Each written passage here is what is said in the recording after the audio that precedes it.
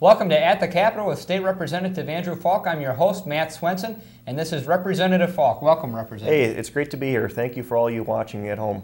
And thanks for being here, sir. Thanks for, just like Andrew said, thanks for watching at home to hear what's happening here at the Capitol and to hear what Representative Falk is doing on your behalf. And I know that you folks just passed a very important bonding bill today off the House floor that's going to put thousands of Minnesotans back to work. Absolutely. Today was a great day that we finally accomplished one of the goals we set out to at the very beginning of session. And we fast-tracked the bonding bill. We had worked tirelessly through the interim to go and tour the state to figure out where we could make those smart investments in infrastructure and put Minnesotans back to work. We've got a number of people in the construction trade sitting on the benches right now, and we'd much rather have them collecting paychecks than unemployment checks. We're here, we have the opportunity to make smart investments, whether it's roads and bridges, whether it's upkeep at our state colleges and universities, whether it's flood mitigation projects. There's a lot of great things that we have to work forward with. I do applaud the efforts that the legislature has taken. I am still frustrated with some of the governor's actions. He said that he will line item the bill down to what he feels to be appropriate. And one of my issues with that is right now we've got historically low interest rates.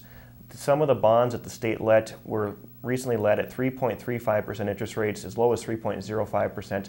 I don't know if we can find lower interest rates, and for locking in a 20-year interest rate at that type of a level, it really makes these projects very affordable, makes them very smart. Part of being fiscally responsible is knowing when to invest wisely. Additionally, with the economy in the state it is, and so many people in the construction trades are having difficulty finding work and not being employed currently, many of the construction bids are coming in between 20 and 30% lower than we anticipated or even expected. So we have an opportunity to make our dollars go a lot further than they normally would. And it's for these reasons that I do applaud the efforts to go and put as many good infrastructure projects into this bonding bill as possible. One of the things that I had worked on for my district is we have the Minnesota West campus in Canby, which goes in one of the programs they have. They train wind turbine techs, the people that go and service the wind energy that we rely on with our new movement towards renewable sources of energy. And we want to make sure that these technicians are trained with the best possible equipment and they have the best tools. One of the ways to do this is I actually work to put in funding to go and allow them to build a commercial scale, functioning, real-life wind turbine at the campus.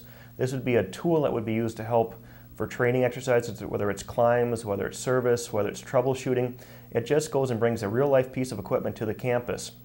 Originally, we had a $4 million appropriation, but through the negotiations and through work and through the process, this was whittled down to just $200,000 for planning and design work. But the advantage there is when we come back and maybe in a year or 2 years we put together the next bonding bill, we will have all the engineering work, we'll have the designs put together to go and help this project move forward. So it's not a complete loss, but I am frustrated and slightly disappointed that we're missing out on some of the best construction opportunities and some of the lowest rates as far as interest goes, and just the ability to build this project at a very, very cost-effective price. Well, clearly the bill's going to the governor's desk, and we'll see what happens next with the bonding bill, putting a lot of folks back to work. And I know another bill you're working on will help prevent some mail fraud. I know I've gotten some of these things in the mail before, a check for $10 or $15, something of that nature. But if you go and actually cash that check, you could be in big trouble. Right. I've got a bill that I've worked on with the Attorney General's office. It's a consumer protection bill, but basically it makes live check solicitations by third parties illegal.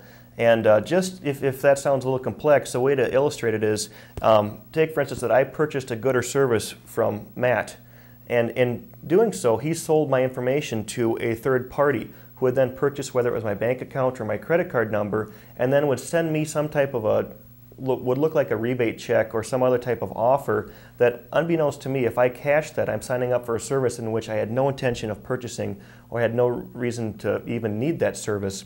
And this is a very deceptive practice, and this bill I've worked on with the Attorney General's office makes that practice illegal in the state of Minnesota. So far I've had strong bipartisan support, passed unanimously out of both committees, and will be up on the House floor shortly.